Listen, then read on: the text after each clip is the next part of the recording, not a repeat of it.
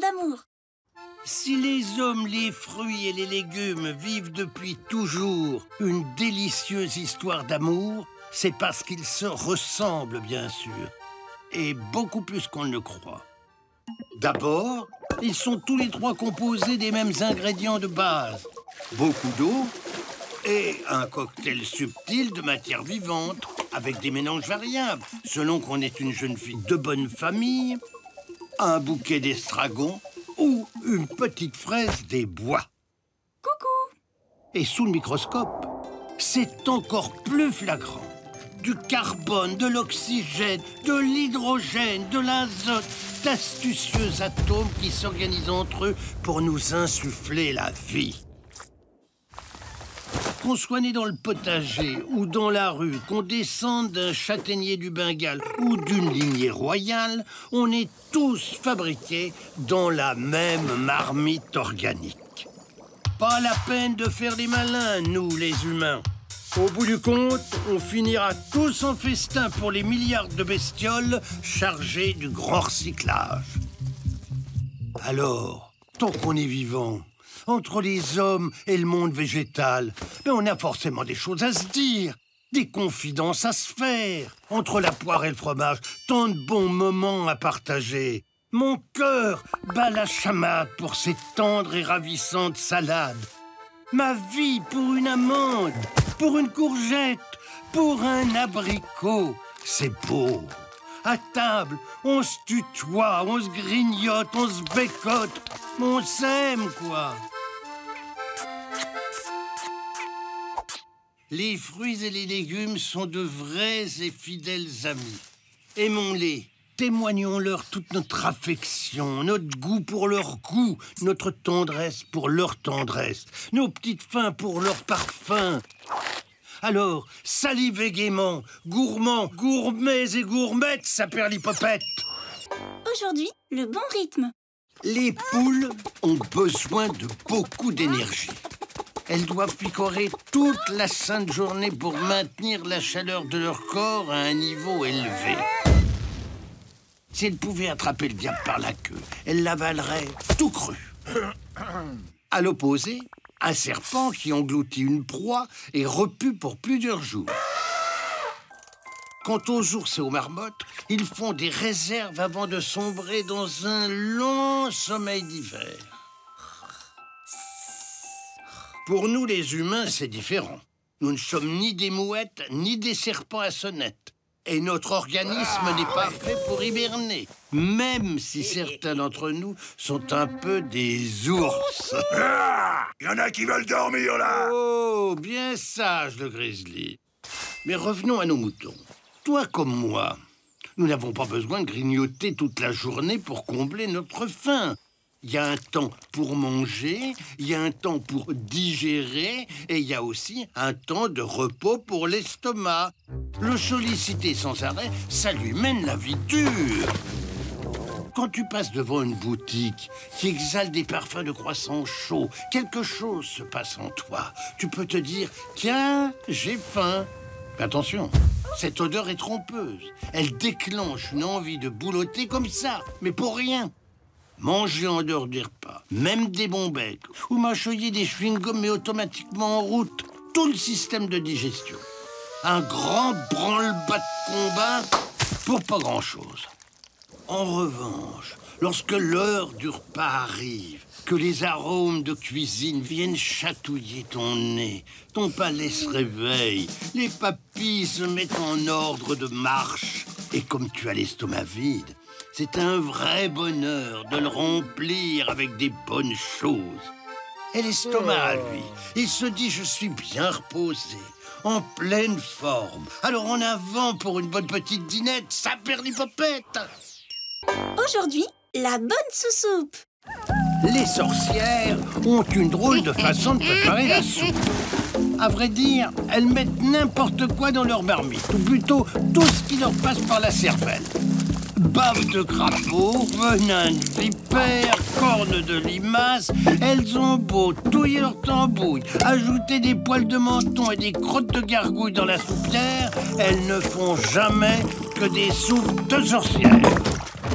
Dans la vraie vie, maman, la cuisinière, ou papa, le cuisinier, s'y prennent tout autrement. Dans leur marmite de tous les jours, ils coupent de beaux légumes de saison, tout frais. Les carottes jouent leurs plus belles notes. Les choux et les poireaux au piano, les topinambours au tambour, les oignons au violon, les courgettes à la clarinette, un peu de sel grâce au violoncelle, et la partition est superbe. La soupe est un plat génial. Il n'y a aucune raison de tordre le nez devant son assiette, car en vérité, la soupe, c'est comme une potion magique. Elle donne bon goût à tout ce qui la compose. Un coup de baguette et c'est la grande métamorphose. Une nouvelle saveur, délicieuse, onctueuse, un vrai régal. Il existe une infinie variété de potages. Soupe de lettres pour apprendre à écrire. Soupe de chiffres pour apprendre à compter. Soupe avec des fils pour s'initier à la couture. Ou soupe au lard pour s'adonner à la peinture. Les 1001 soupes ont été créées pour ton plaisir et ta santé. Il n'y a pas mieux pour manger équilibré sans se forcer. Pas besoin de faire la grimace.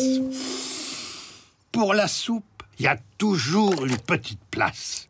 Quand au beau milieu de la table fume une bonne sous-soupe, il n'y a aucune raison d'en laisser dans son assiette, sa perlipopette. Aujourd'hui, l'œuf. Vous savez quoi? C'est de moi qu'est née la première poule. N'importe quoi! C'est moi qui ai pondu le premier œuf. Tais-toi, cocotte. C'est moi le number one. Non, non et non, c'est moi! On ne saura jamais qui a commencé, l'œuf ou la poule. Et après tout, on s'en fiche un peu. L'important, c'est que les œufs puissent donner naissance à des poules et que les poules pondent des œufs pour notre plus grand bonheur gustatif. On fait tant de bonnes choses avec eux. Omelette, œuf au plat, œuf mimosa, flan, crème, meringue, sauce en tout genre, sans compter qu'ils se prêtent à toutes les formes de cuisson. Dur, mollet, poché, même brouillé avec des petits morceaux de gruyère. Et je parle pas des pâtisseries! Oui, en cuisine, l'œuf est un petit roi. C'est un aliment précieux, riche en protéines et capable de toutes les prouesses, même de remplacer la viande ou le poisson dans un repas. Et en plus, il ne coûte pas cher. À l'intérieur de sa coquille, l'œuf reste frais pendant quelques semaines. Il ne faut surtout pas laver cette enveloppe calcaire au risque de diminuer son pouvoir de conservation. Il se gâte vite sans sa protection naturelle. Et dès que l'œuf est cassé, c'est le moment de le cuisiner et de le manger. L'œuf est aussi un petit rigolo. Un fanfaron. À Pâques, il aime se déguiser, jouer à l'arlequin, se couvrir de points roses ou de carrés bleus. Parfois, il s'entortille dans un gros nœud coloré ou alors il fait le zigoto en marchant sur la tête de ses petits camarades. Tous des crânes d'œufs! Oh, ça va, toi? Pensez-y, il y a un petit plat tout simple, vraiment délicieux qu'on peut improviser en 3 minutes chrono et les enfants l'adorent. Un œuf à la coque. Installé dans son coquetier, escorté de 2 ou 3 mouillettes, sa perlipopette. Aujourd'hui, la ratatouille. Tous les adeptes de la baguette magique vous le diront, transformer une princesse en grenouille est un jeu d'enfant. On peut aussi faire l'inverse. Il suffit d'un baiser bien placé. Certains magiciens brillent aussi dans la transformation de citrouilles en carrosse.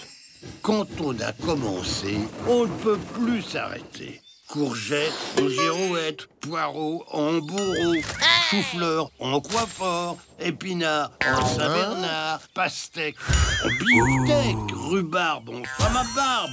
Tous les légumes se prêtent au jeu de la métamorphose, même les petits radis roses. Et il faut savoir qu'un bon cuisinier sait manier la cuillère magique aussi bien que n'importe quelle créature féerique.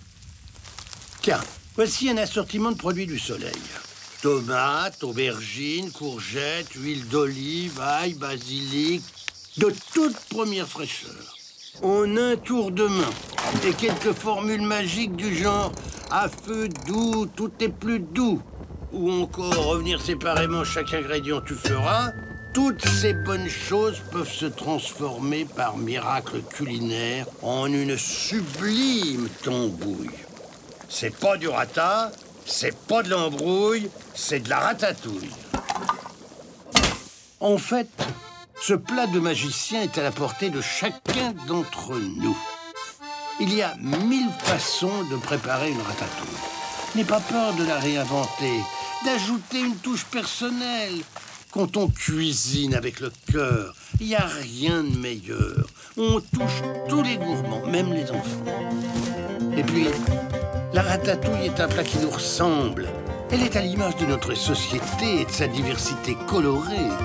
Chacun s'enrichit au contact de l'autre, le bonheur dans la mixité des légumes et des hommes pour le meilleur d'eux-mêmes. Alors, vive la ratatouille, saperlipapouille! Aujourd'hui, le haricot sec. Je tire mon chapeau à un légume voyageur qui nous vient de très loin, du Pérou. Je me présente, haricot sec, dit les Fayot. Mes respects, signor Fayot. Le haricot sec est un légume très ancien, un aventurier. Il a semé ses graines dans tous les potagers. Gousses, mogettes, flageolets. Et bien sûr, le Fayot, le petit pénible de la classe, celui qui nous court sur le haricot. Mais pourquoi me couvrir de déshonneur? Je sais aussi communiquer la bonne humeur. Oups, pardon. Pas de problème, petit Rico. C'est naturel et rigolo. C'est la musique du Fayot, un refrain culinaire qu'on retrouve dans toutes les cuisines de la Terre. Après une bonne trempette pour le ramollir, vient alors le temps de le faire cuire et de bien des façons. Chili con carne, pasta e fagioli, haricots blancs à la grecque, cassoulet toulousain, et j'en passe et des meilleurs. Les haricots secs sont tous différents. Certains sont noirs, d'autres blancs, rouges ou jaunes. C'est comme pour les humains. On n'a pas tous la même couleur de peau. Chacun a sa place sur la terre, comme dans la soupière. Accompagné de riz, par exemple, le haricot sec vaut bien une portion de viande ou de poisson, et pour moins cher. Facile à cultiver et surtout à conserver, le haricot a une peau fine, mais à l'intérieur. C'est un vrai stock de nutriments, indispensable pour péter la forme, un champion de l'alimentation. C'est pour cela que l'homme ne redoute qu'une seule chose. La fin des haricots! Alors, pas d'hésitation, invite-les à ta table, ils sont formidables et tellement bons. Et puis, faut pas se formaliser, si ça proute et si ça pète, ça perd l'hypopète. Aujourd'hui, le miel. Chaque jour, dès que le soleil pointe le bout de son nez, la petite abeille part en tournée. Méthodiquement, elle explore chaque fleur, grappillant ça et là nectar et pollen. Son expédition achevée, elle revient à la ruche pour déposer son butin. Et repart, infatigable, à la quête de nouveaux trésors. En une journée de labeur, la petite abeille visite près de 4000 fleurs. On n'a pas le temps de compter les mouches, ça c'est sûr. Pendant ce temps-là, à l'intérieur de la ruche, des milliers d'autres abeilles transforment le nectar des fleurs en potion magique. Le miel, un concentré naturel, chargé de pouvoirs bénéfiques, un délicieux cocktail de ce que la nature sait faire de mieux. Oui, enfin, si on nous laisse travailler. Parce qu'avec tout ce qui nous tombe sur la tête, ça devient dangereux. Elle a raison. Les abeilles sont fragiles et les ennemis nombreux. Parasites, pollution, pesticides leur mettent la vie dure.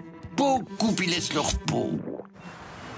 Les grandes villes sont parfois des refuges pour les abeilles. Elles peuvent y vivre à l'abri et butiner les fleurs des parcs et des jardins. Le miel est un aliment sain, Il adoucit la gorge, calme la toux, joue au petit médecin. Mais fais gaffe quand même, son composant principal est le sucre, presque 80%. Même s'il est naturel, il faut pas en abuser, pense au carie. Une cuillerée de miel de temps en temps à la place d'un morceau de sucre, c'est formidablement bon. Il faut être raisonnable, c'est tout. Alors, au petit déjeuner, quand tu étales une fine couche de miel sur ta tartine de pain frais, ferme les yeux, savoure ce moment unique, laisse entrer en toi les parfums de la vie, l'incroyable savoir-faire de la nature, tout le génie des petites fleurettes, saperlipopette. Aujourd'hui, le pain. Les Égyptiens vouaient un culte absolu au pain, tout comme les Grecs qui ont inventé les boulangeries. Les Romains fabriquaient leurs miches à la maison. Mais ils aimaient bien aussi s'en coller de temps en temps des pains, de préférence dans la figure et au milieu d'une arête. Ou alors pour régler de façon musclée leurs problèmes de voisinage avec les Gaulois. Les Gaulois qui, eux, avaient fait du pain un pilier de leur alimentation, avec le sanglier, bien sûr. Nos ancêtres ajoutaient un peu de cervoise, de la bière et du miel pour faire lever la pâte, et pas seulement celle du sanglier. Depuis toujours, le pain est associé au partage, à la fraternité, casser la croûte entre copains, bref, se livrer au bonheur collectif. Avec le pain, on n'est jamais dans le pétrin. Aliment de choix pour accompagner tout repas. Le pain est une source importante d'énergie pour ton cerveau et tes muscles. La farine de blé est le principal constituant du pain. Le boulanger mélange cette farine avec du sel et de l'eau. Il ajoute le levain pour former une pâte qui, une fois pétrie, levée et cuite dans un four digne de ce nom, devient par magie culinaire l'un des meilleurs aliments qui soit. Quel parfum! Certaines mauvaises langues prétendent que le pain fait grossir. C'est possible si on en consomme beaucoup, mais en quantité raisonnable, c'est pas vrai. Eh oui, manger un peu de pain tous les jours est très bon pour notre équilibre alimentaire. Affirmatif, je confirme. Alors le pain, fabriqué à partir de nobles farines, pourvu qu'il soit pétri d'amour, par un artisan éclairé, par un poète, doit toujours être présent sur nos tables. Et peu importe qu'il soit en miche ou en couronne, en torsade ou en baguette, saperlipopette. C'est bon la vie. Je mange tout